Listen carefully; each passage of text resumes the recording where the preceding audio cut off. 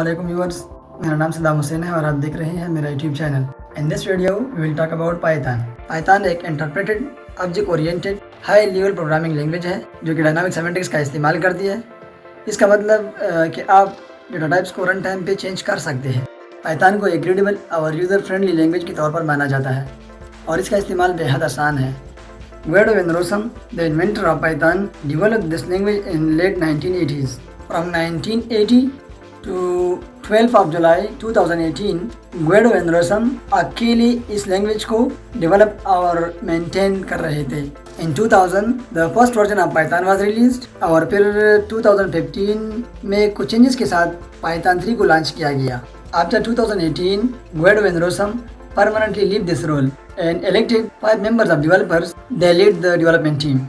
So that's a bit about history of Python. और अब आते हैं इस तरफ के why to learn Python for AI in data science. Answer of this question is very clear. Is Python is scalable?